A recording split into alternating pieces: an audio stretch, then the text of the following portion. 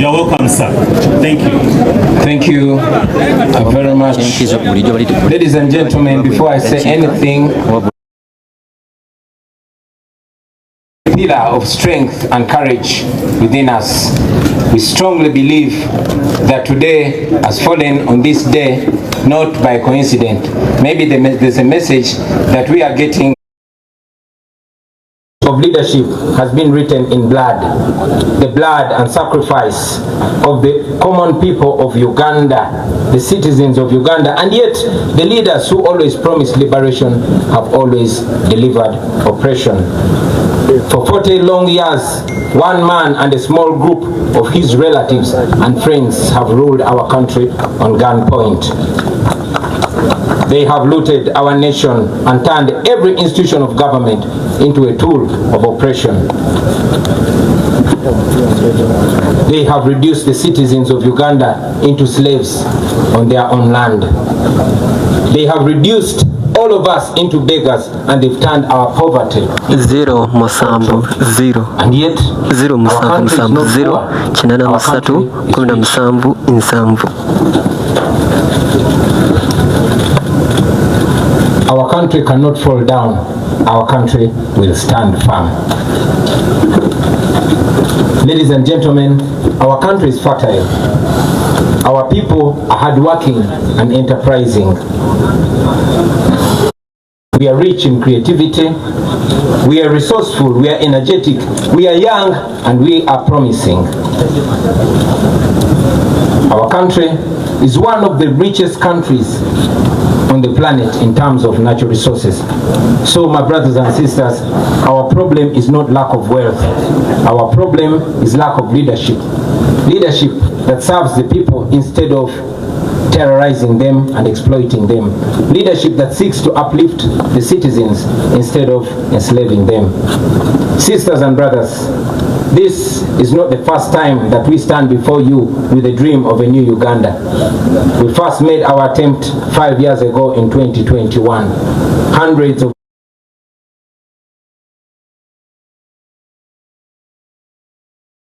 our brothers and sisters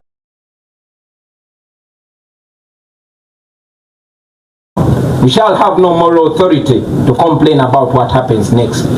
If we surrender now, that means that the fighting spirit of Rita Nabukenya, of Frank Senteza, of Yasin Kauma, and many others has been defeated. It means that they died in vain. It means betrayal. Betrayal of the comrades. Trigonometry class? Ladies and gentlemen, no matter what happens to us, we must keep moving forward. Even if somebody tells you that our chance to freedom is only 1%, let us take that chance and fight. We have always been telling you about the protest vote, and today, let me use this opportunity to break it down in more detail. We have voted before. We have won elections before, and we have been rigged before. But the election this time is no usual election, brothers and sisters. We are going into this election as a way of protesting against the injustice that has been occasioned to us for the last 40 years. We are protesting, and the protest begins now. We must use this election season to rally the people of Uganda, to express their anger and to express their hope at the ballot box.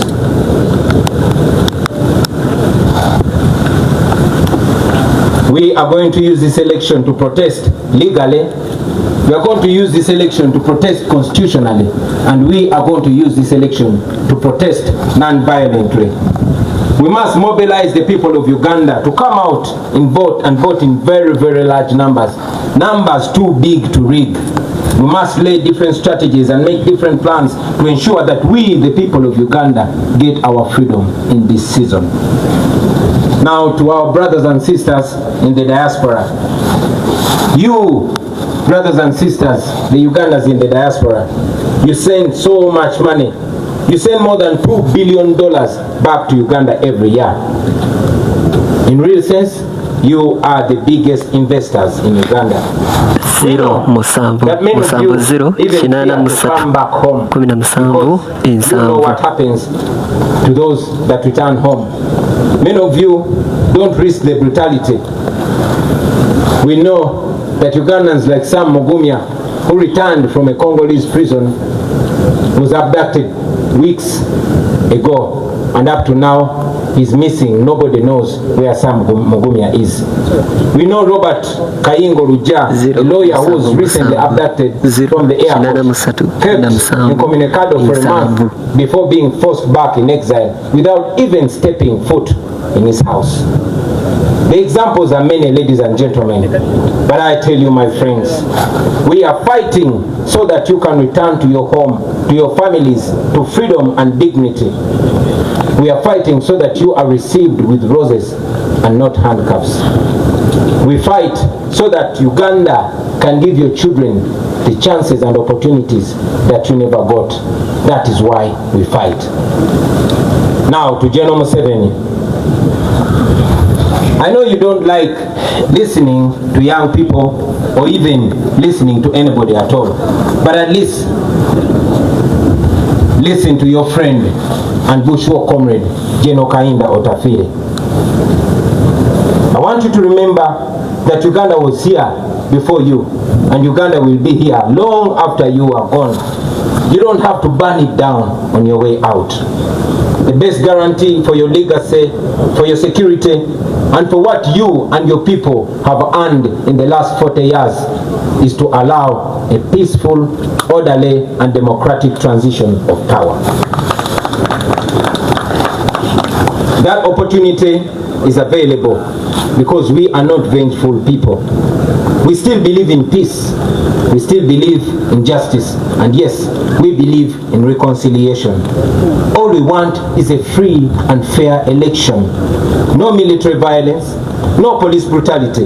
That is not too much to ask for. Let this election not be a military operation. Let this be a democratic election.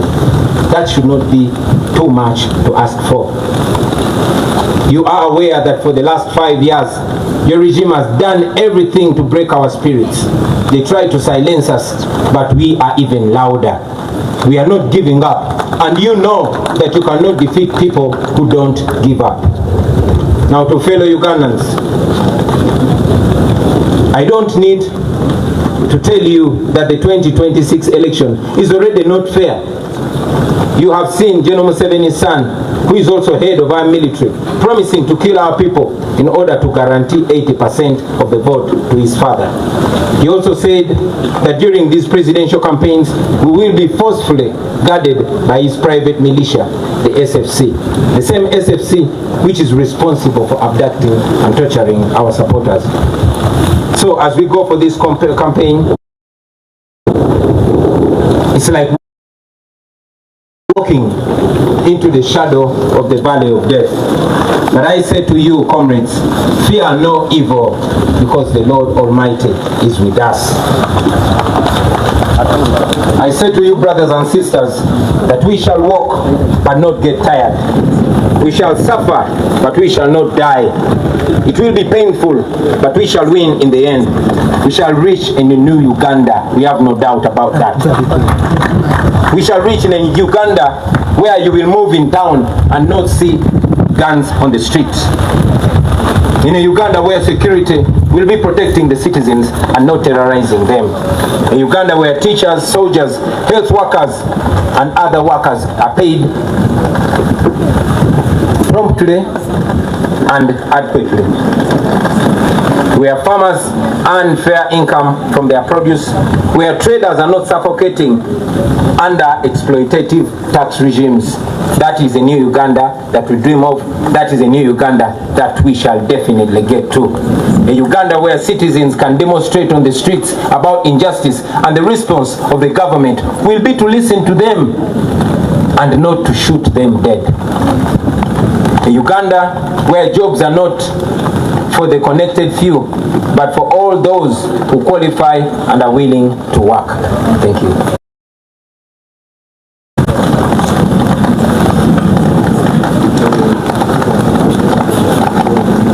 the coming days, ladies and gentlemen, we shall unveil our manifesto and we shall go ahead to paint a clear picture of that new Uganda that we dream of, that new Uganda that we believe.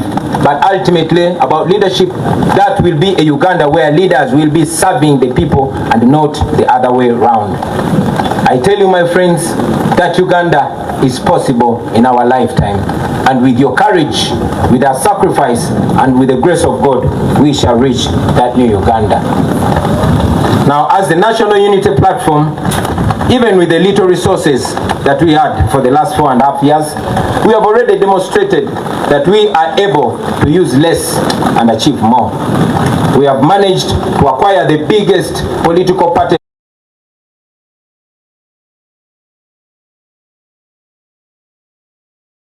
headquarters in Uganda.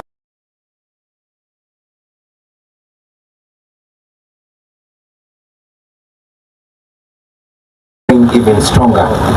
Now to the international community, Uganda's freedom is not only for Ugandans. Uganda's freedom is for everybody. If Ugandans are safe, if Ugandans are not safe, neither are our neighbors, nor the international dwellers or the international community that always receives us when we go seeking for asylum. Please stand with us as we stand for democracy and human rights. Now to our senior comrade, Dr. Kiza Besije, to our brothers Alex Waiswa Mufumbiro,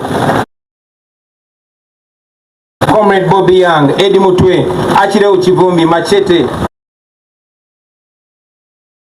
Gaddafi and all other political prisoners, we honor you, we think about you, we pray for you, and we are fighting for you.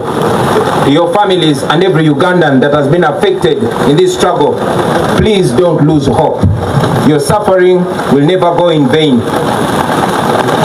Now finally, to the comrades that I will be moving with on this campaign trail, the foot soldiers, the ordinary citizens of Uganda,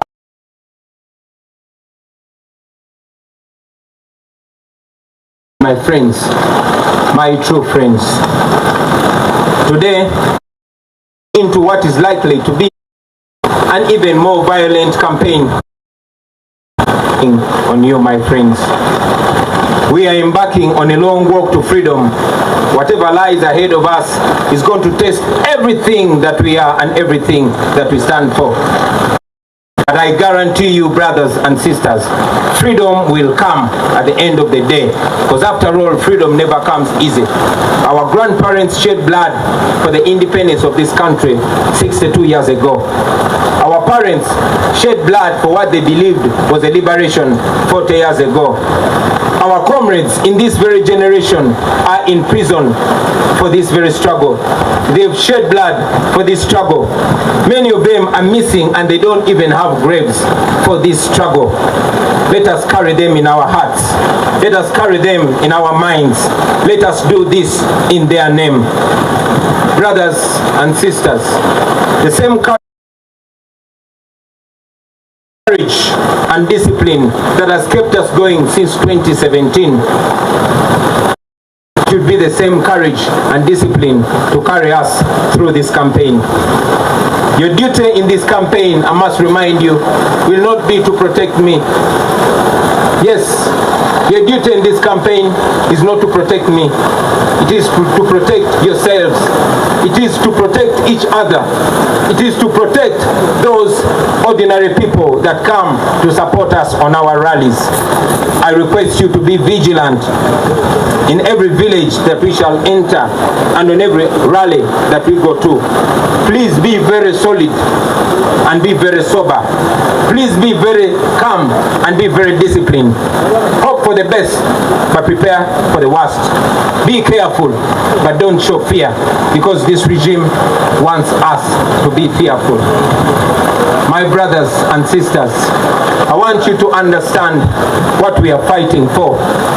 We are fighting for a better Uganda. We are fighting for the farmers, for the border riders, for the young graduates who have no jobs. We are fighting for the ghetto people, those ghetto youth whose future is being stolen away in exchange for a few shillings. We are fighting for the ordinary children whose future is empty and want to give meaning to. We are fighting for those police officers who are ordered to brutalize you because you are fighting for their children's future, and afterwards they have to return future, and afterwards they have to return and to a family with no health insurance. Please don't look at them as your enemies, because they are not your enemies. They are victims too. They also wish that things can change someday. Brothers and sisters, if we succeed, this country will be free and things will change forever. It will never be the same again. Unfortunately, if we don't succeed, nobody will ever believe that we did our best. That will mean that we are condemning our children, those that are born and those that are unborn, to slavery. And that is not what we should be doing. Therefore, brothers and sisters, failure is not an option. We must get our freedom, or at least die trying to get our freedom. I don't know how much danger is awaiting us on this campaign trail, but I know that we are going to keep moving with hope and faith. We are carrying the hope of our entire generation, a hope of millions and millions of Ugandans. Brothers and sisters, I want you to understand that this that we are carrying on our shoulders is a historical responsibility. So prepare yourselves. Hug your loved ones one more time and tell them that we are going to war. We are going to a war that we never chose, a war that we are not even trained for, but a war that has been imposed on us by our oppressors. We are facing an enemy that is armed to the teeth, and we are facing the enemy bare-handed, only armed with the truth and God. We are fighting this because it is a duty that we must take on. We are fighting for our God-given right to live as human beings in our own country. We will never retire. We will never give up. We will fight until we are free, and I'm sure we shall be free in the end. This is not a matter of when, but it's not a matter of if. This is a matter of when, and we know that we are going to achieve our freedom.